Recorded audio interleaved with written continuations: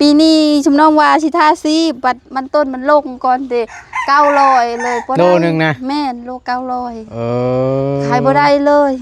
สิว่าง่ายๆก็ตั้งแต่ปลูกแม่นแต่ปีที่ผ่านมาพุ่นโดยก็เพื่อว่าสิได้อาศัยเงินมันต้นหั่นแหละเนาะมาขายพอได้เงินมาทาสีเฮือนโดยผัดมันบ่เป็นคือเฮาคิดซะแม่นมันบ่เป็น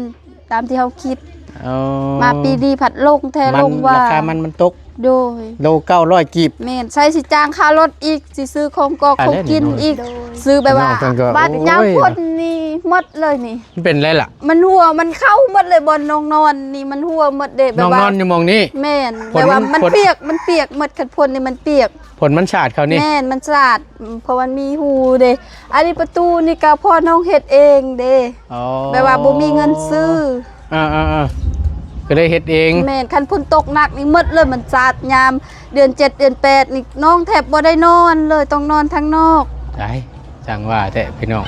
มันห่างเนาะน้องเนาะแม่นมันห่างแล้วมันฮู้ปองๆเครื่องแบบว่าน้องเอาไว้เครื่องน่ะบนนี่ก็หมดมันสาดหมดข้างแน่ดิจ้ะเนาะขันยามฝนเทื่อใดทำใจทุกเทื่อเลยทำใจต้องนอนนอกเพราะว่ามันเปียกเปียกกับบ่แม่นน้อยลายลีนำมันเข้าว่ามันสาดแม่นมันสาดมาเปียกสิได้สิก็คันมีเงินสิได้สิก็ซื้อประตูก่อนละอยากนอนต้องแก้ปัญหาตัวนี้ก่อนแม่นยามเวลาพาลง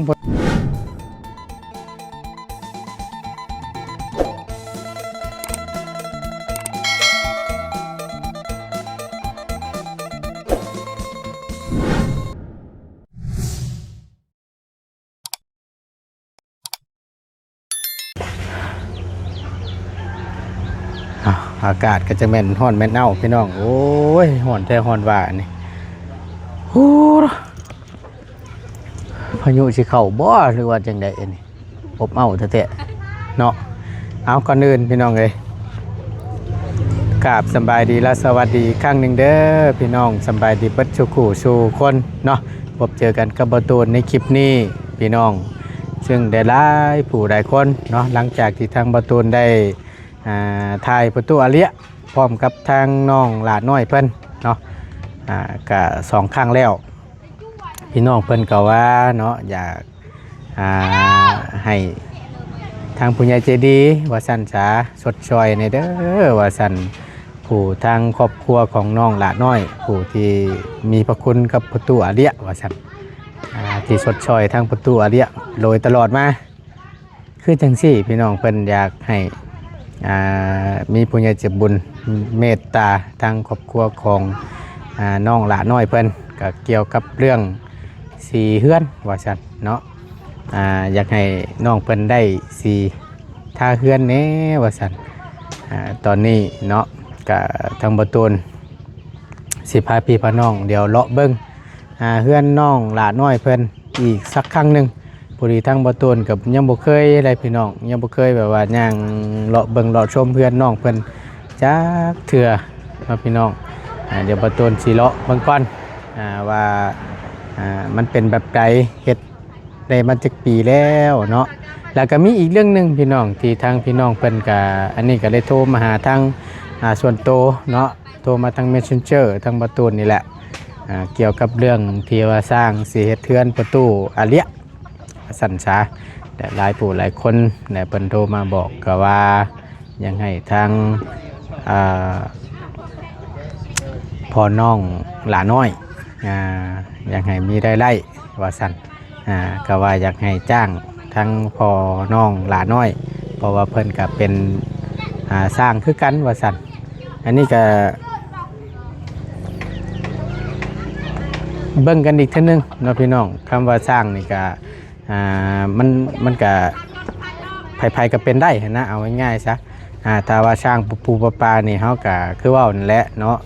ถ้าว่าเฮ็ดแล้วมันบ่เป็นดังใจหรือว่าบ่ได้ตามที่เฮาอยากได้นี่มันก็บ่คักบ่แน่แล้วอันเทื่อพุ่นละบัดผู้รักผู้ใหญ่เพิ่นที่เพิ่นไว้วางใจให้ทางเฮาเป็นสะพานบุญให้ทั้งเทื่อเฮ็ดมามันบ่ดีบ่งามก็อย่าเพิ่นติอย่าเพิ่นว่าหั่นนะเพิ่นก็สิโทษเฮาพี่แล้วว่าบ่เบิ่งสร้างมันเป็นตือบ่เป็นนะเพิ่นสิก็บ่คักบ่แน่นะพี่น้อง อันนี้ก็มีชวนนะเนาะถ้าว่าเราเป็นช่างหรือเฮ็ดเฮือนโดยตลอดมาเนี่ยก็สาธุได้พี่น้องเนาะก็ถือว่า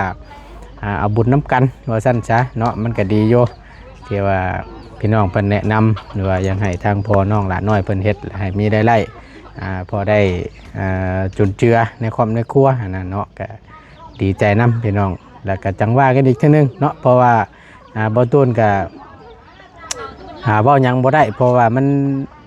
เชื่อจังได๋บ่มีงบ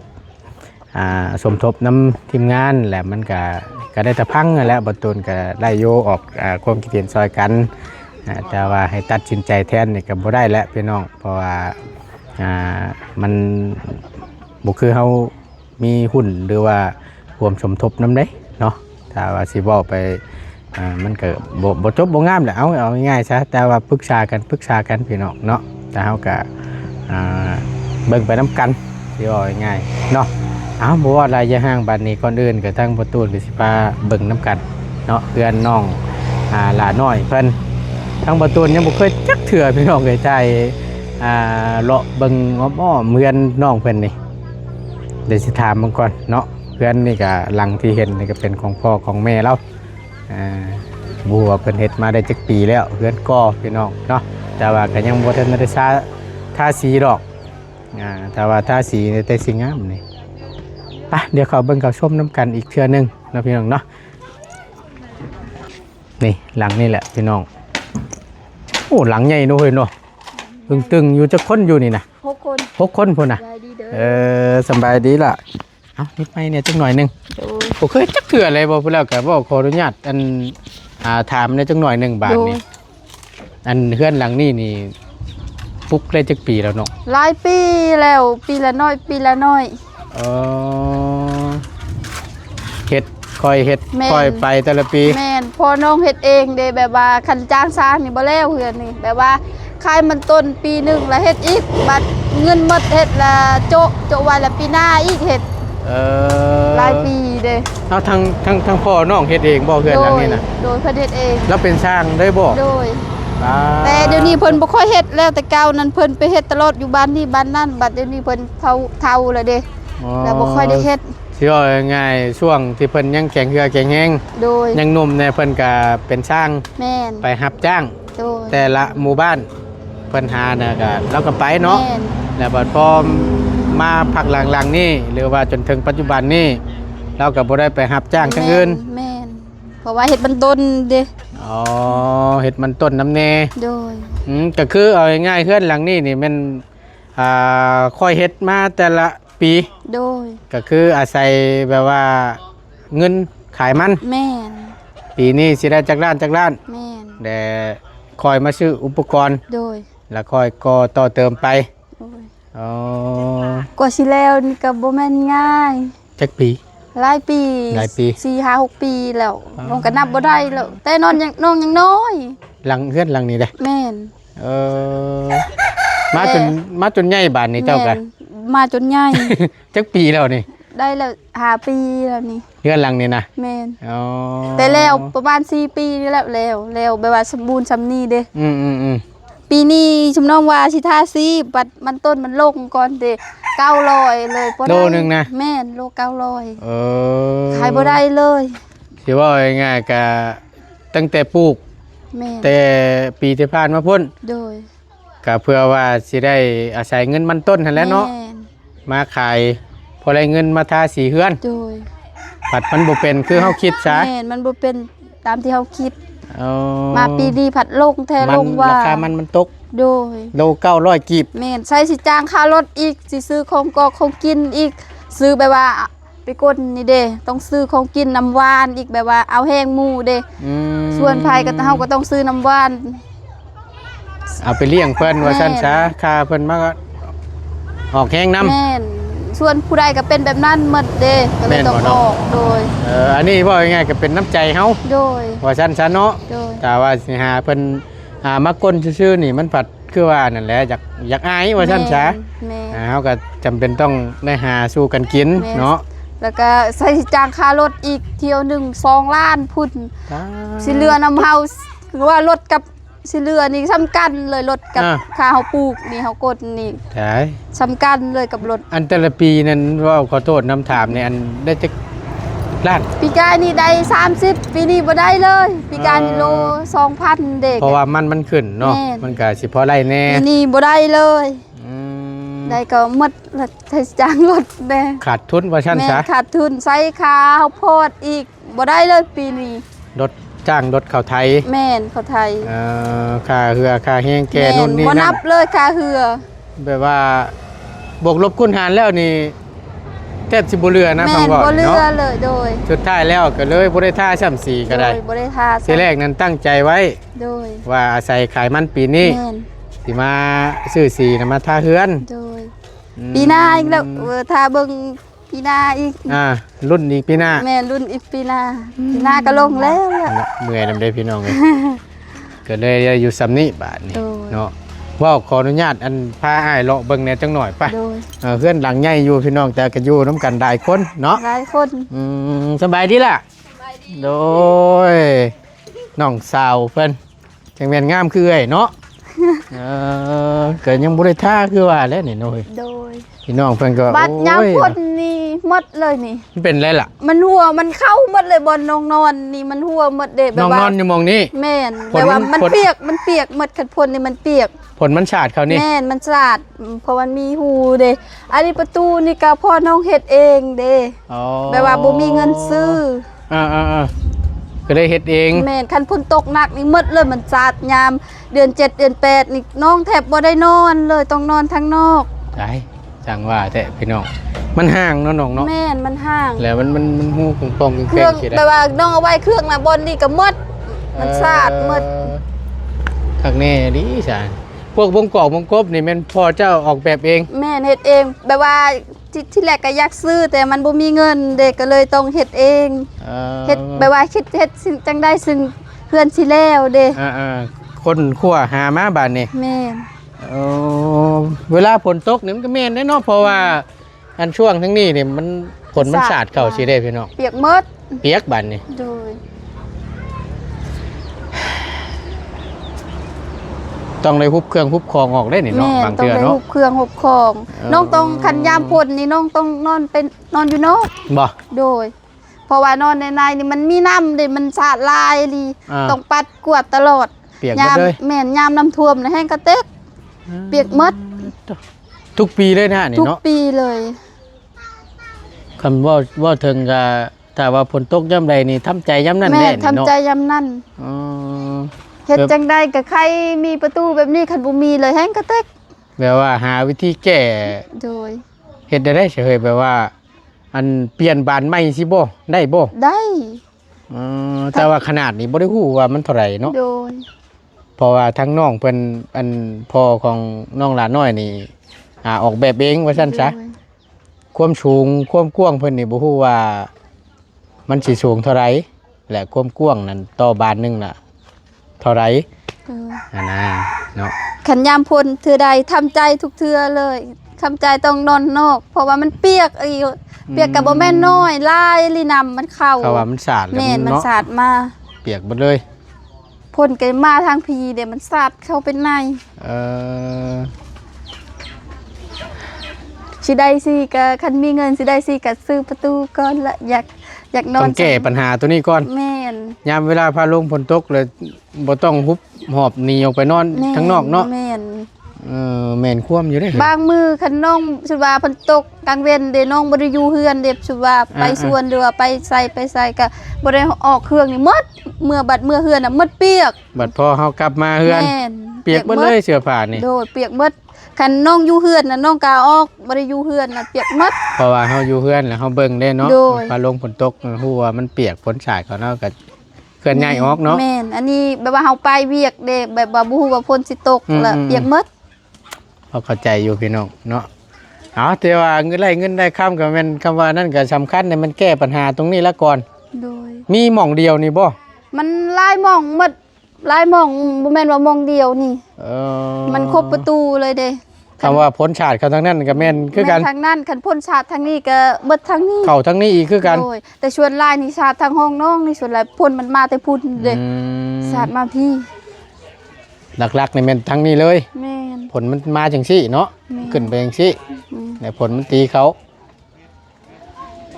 เอาเลาะเบิ่งก่อนจังหน่อยหนึงบาดนี้พี่น้องอันนี้ห้องไผจะเฮือนไผหลังนี่นะ เอามาเฮือนครัวเฮือนแต่เก่าน้องก็อยู่เฮือนนี่แต่เก่าแบบว่า เฮือน ค่อย เก่า ค่อยเก็บค่อยสร้างแล้วพอน้องมีเงินแล้วเฮ็ดเฮือนหลังนี้แล้ว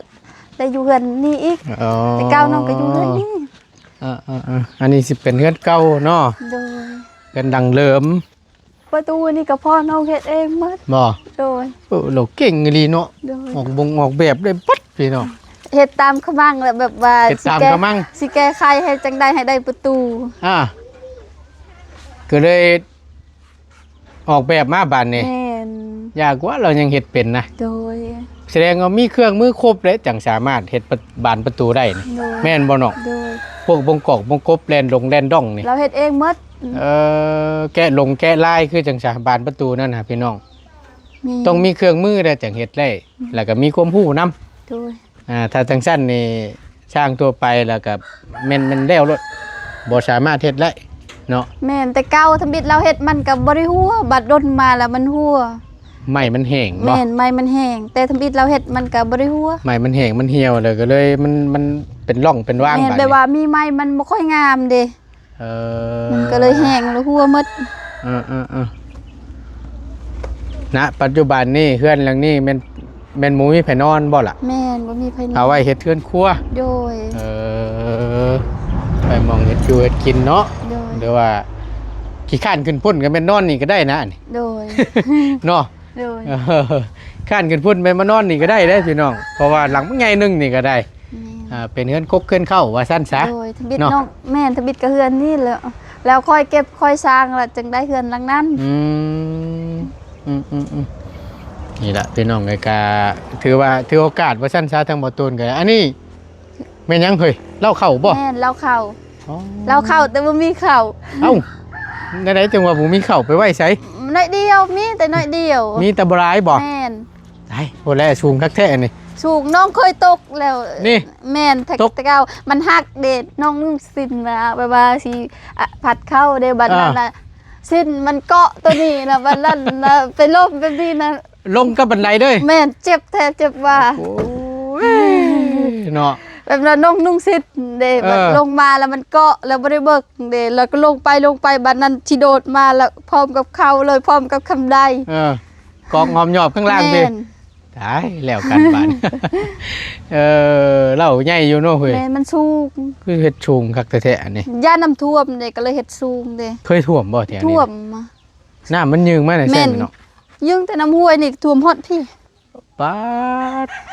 ฮอดเหือนหลังนั้นพุ่น บ่ แม่นเห็นอันนั้นนะล เอา อย กันนั่นบ่ แม่น ปา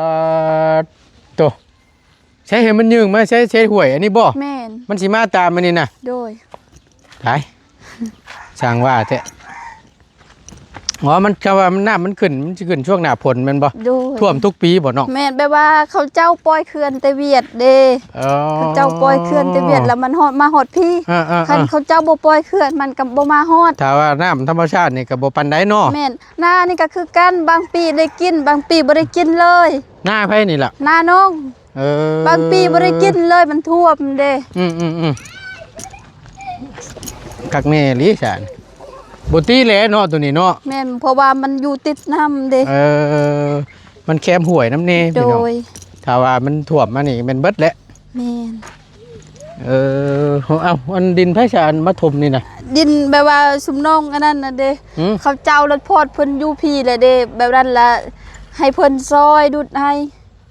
ให้ทมให้มันเพียงเด้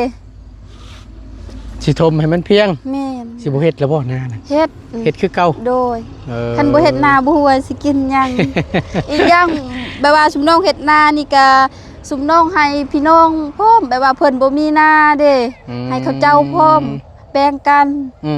คันสุว่าสุมน้องกินนี่ผู้เดียวเฮือนสุมน้องนี่ปีหนึงกุ๊บแต่ให้พี่น้องแน่ต้องซื้อตืมอีก แบ่งกันนำ แม่นเพราะว่าเพิ่นบ่มีหน้าเด้ก็เลยแบ่งให้เพิ่นนำ โอ้เอาก็ช่วยกันน้องๆเนาะ แม่น บ้าน บ้านยางน้องบ่มี หน้า ก็ ตา คือ กร้า กัน เพิ่นนี่แหละพี่น้องครับว่าพื้นที่มันเพียงทงมันเพียงมันก็เฮ็ดให้เฮ็ดหน้าคือกัน แต่ว่าส่วนหลาย ก็อยู่ตั้งพี่เพิ่นปลูกมันเนาะ โดย หนึ่งมามันก็เป็นครึ่งซั่นได้พี่น้องมันชูงอย่างซั่นแหละมันบ่สามารถเฮ็ดในเฮ็ดหน้าได้ส่วนหลายก็มีแต่ปลูกข้าวเนาะ โดย ปลูกข้าวปลูกน้ำนั่นแหละเพราะว่าน้ำมันบ่อยู่เด้ซะถ้าว่าทงเพียงจังซี่นั่นโอเคเฮาเฮ็ดคันให้ไต่คันหน้าอ้อมไว้แล้วก็น้ำมันก็ขังอยู่นี้ แม่น เนาะมันก็ยังพอได้อยู่เอานี่ก็เป็นอาณาจักรของชาวงามประจำหมู่บ้านว่าซั่นซะนี่ ถือโอกาสในพี่น้องได้เบิ่งได้ชมน้ำกันครับพี่น้องเอ้ยทั้งประตูเลาะเบิ่งครั้งแรกได้นี่นะ แม่นครั้งแรกประตู บ่เคยจักเทื่อ ส่วนหลายมากก็แม่นพุ่นละนั่งอยู่กระตูบพุ่นแหละ เขาเพื่อนประตูจะปี แล้วก็ยังบ่ได้ลงมาปิดจักเทื่อต้นจังเฮยนี่ นี่ แม่น ต้นจักมีหยังแล้ว ต้นหยังต้นไม้ปลูบ่หรือว่าต้นหยัง ไม่มีหยังแล้วไม่ดู ฮะ ไม่ดูว่าแม่นบ่นี่ แม่นบ่ แม่น เออ พอน้องปลูกให้มันใหญ่มาใหญ่เลยล่ะคาย เออก ว่าสิใหญ่มามันบ่แม่นง่ายเด้อนี่ พุ่นแล้วข่อยว่ายันรุ่นลูกเจ้าพุ่นแล้วสิได้ขาย แต่น้องบ่ได้ดอกน้อง อ่า น้องบ่มีสิทธิ์แต่แบบน้องต้องอยู่เฮือนผัวเด้คันมีผัวเด้ ถ้าว่าเอาผัวไปแล้วต้องไปอยู่เพื่อนผัว แม่น โอ้บักม่วงด้วยเนาะก็ต้นอยู่นี่ ลกคักก็ดีแต่ละต้นนี่ป้าดโตะ ถ้า เบิ่ง ว่า ว่า ตุ พี่ น น้อง มากก็กินก็เอา คักแน่อีหลีอีกม่วงใหญ่บ่ล่ะ ใหญ่ คักลกก็ดีปีนี่เนาะ แม่นดกแท้ดกว่า อืมหมักมุงหมักมี ส่วนหลายพี่น้องมาเอาแบบว่าชุมน้องกินบ่หมดเด้ อ่า ต้องแบ่งให้เขาเจ้านำ เออ เขาเจ้าบ่มีมะม่วงเด้ เออโอ้ยใจดีเด้อเนาะเจ้าก็เนาะดีแล้ว แบบ ดี ว่า แล้ว มัน เอาบุ ลา ญ ย น้ำกัน อีหลี เนาะ โดย โอ้ทั้งพุ่นน้ำแน่พี่น้องก็ปลูกไว้ ลาย พอได้ ที่ อยา เขา ก ไป ได้ ใน กิน นั้นก็มีแต่มะม่วง บ่ อยู่สวนมันต้นก็มีแต่มะม่วงพอน้องปลูกหลายอีหลี คักเดี๋ยวนี้ให้มีครบเบิดจังซี่ล่ะมันจังบ่ได้ซื้อบ่ได้หยัง แม่น ถ้าขยันปลูกก็ได้กินพี่น้อง แม่ เดือกินเท่ากับขายว่าสั้นซะบ่ขายก็ให้หมู่ให้คู่แขกคนนี่แหละเพิ่นมาเยี่ยมมาดินมาหัว แบ่งกันเนาะ โดย ส่วนพุ่นก็แม่นบ่ของน้องบ่ แม่น กว้างก็ดีฉายน้องเฮ้ยเนาะปลากล้วยแม่นเบิดบ่ กว้างแต่มันบ่นั่นบ่เพียกดิน อื นี่ มเอาเนาะก็ถือว่าได้เห็นละมาทางเฮือนพี่ก่อนบานนี่พี่น้อง ทางพี่ นี่ก็ หมด เปียกคือกันบ่ เปี เนาะ ยกหมดทางนี้ก็เปียกทางนี้มันพ่อลงนอนทางนี้ก็เปียก แปลว่ามันพ่นแล้วมันชาดเข้าเด้ อ๋อโยกนู่นว่ะ แม่ อืม กันโจรสิเข้านี่สบายนี่ จัง แต่บ่มีไฟสิเข้าดอกเพื่อนยายซื้อบ่มีเงิน ช่างว่าแต่บานนี่ มันรวมแล้วนี่บ่นี่ แม่น จังพ่อเนี่ยมันห่างเลยเนาะ แม่น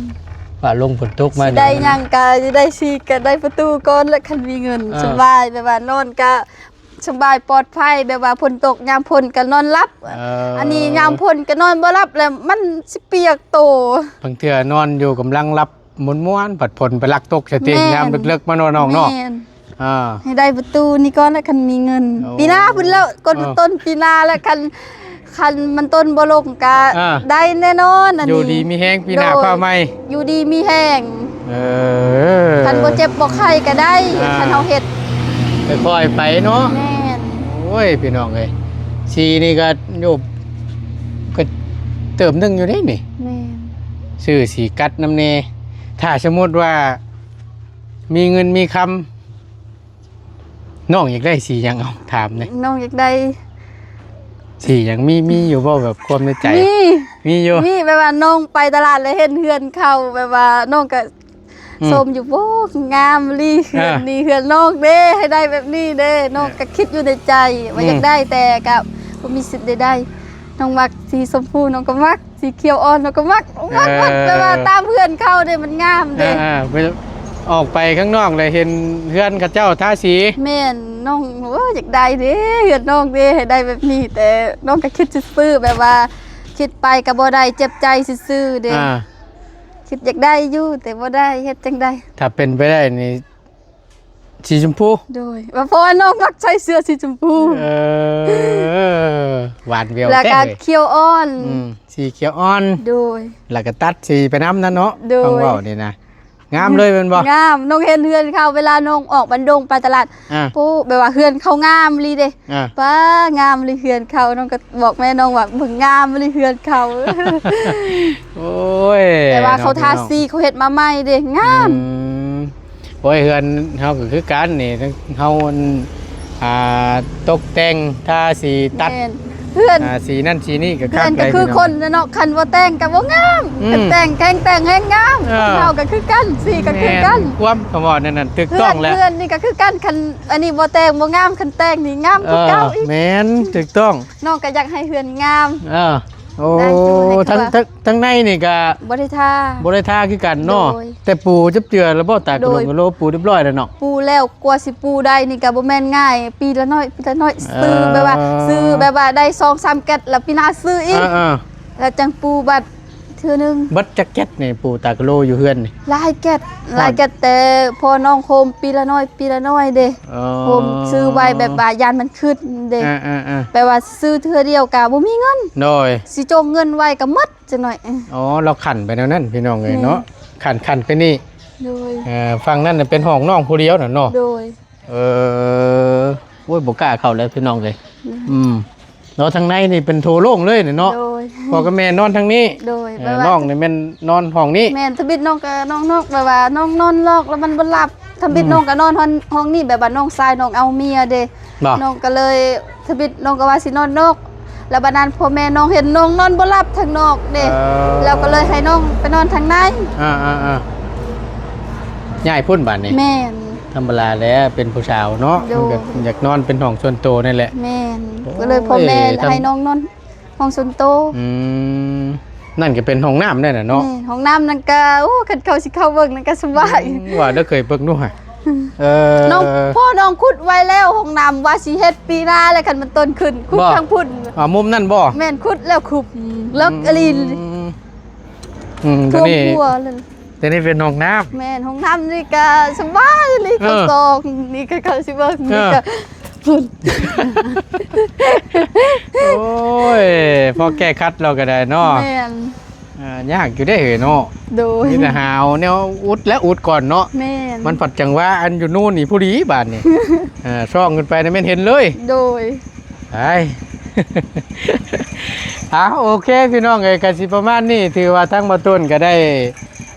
ทายเนาะอันเฮือนของน้องหลาน้อยให้เบิ่งน้ำกันแต่ว่ามาแหละน้องเพิ่นว่าถ้าเป็นไปได้ว่าสันมีเงินมีคำเลยอยากแก้ปัญหาตรงที่ว่าหน้าต่างหรือว่าบานประตูนี่ก่อนเวลาผ้าลงฝนตกแหละมันลำบาก โดย ฝนมันสาด พอ เข้าไป ได้นอนหลับยามพลน้องบ่เคยยามพลเดือน7เดือน8น้องบ่เคยนอนหลับเลยเพราะว่ามันสาดตรงในปัดออกตลอดเด้ นอนบ่มีความสุขเลย บ่ ฟัง มีคาม เว้าวนี่ สุข เนาะ เลยคุบไปว่ากลัวมันสิเซาตกเป็น2-3 ทิศพุ่นยามนั้นเนาะ ช่วงหน้าฝน แม่น ก็แม่น น้องบ่เคย อยู่ นอนหลับเลย ถูกต้องมันลดระวาดระแวง แม่น น้ำฟ้าลง ต้อง ฝนต ไม่ ก ว่าคันตกลายต้องเอาไม้พลอยไปปัดอีก พอให้น้ำลงเด้ เอาโอเคพี่น้องเอ้ยก็ถือว่าได้เห็นและชมน้ำกันก็ปกขอบใจทั้งน้องหลายๆเนาะน้องเนาะที่พาไอ้เลาะเบิงเลาะชมเนาะหรือว่าพาพี่พาน้องได้เบิงได้ชมก็ได้เห็นไปน้ำกันเนาะขอบคุณหลายๆเนาะเอาถ้าว่ามีข่าวดีจังใดเดี๋ยวสิมาแจ้ง โดย เด้อ ไปดีโด โด ย ยเดี๋ยวกันเอาอันกระต้มขนมกันนะพอได้กินแล้วหยับมาปีมา โดย เอาล่ะขนมน้ำแนวล่ะพอได้เอ้าเพิ่มพลังอีกจังหน่อย ขอบใจเด้อขอบใจตุ้น โด เด้อย โดยขอบใจกันหลายเลยไปบ้านนี้ขอล่ำลาก่อน โดย สบายดี สบายดี ป้าลุงก่อนเด้อเอาตื้มไม้มาโอเคไปพี่น้องเอ้ยทางบ่ต้นก็ถือว่าได้เห็นได้เบิ่งได้ชมแหละเนาะก็ถือว่าเป็นอีกคลิปหนึงเนาะที่ได้พาพี่พ่อน้องเลาะเบิ่งเลาะชมเพื่อนเพิ่นแม่น้องหลาน้อยผู้มีพระคุณต่อประตูอาเลียนี่แหละเนาะเราก็ชดเชยโดยตลอดมาเนาะเอาขอบคุณหลายๆสำหรับคลิปนี้บ่ต้นก็จบลงไปเพียงเท่านี้ก่อนอยู่ดีมีแฮงพี่น้องพบเจอกันคลิปหน้าสำบายดีเด้อ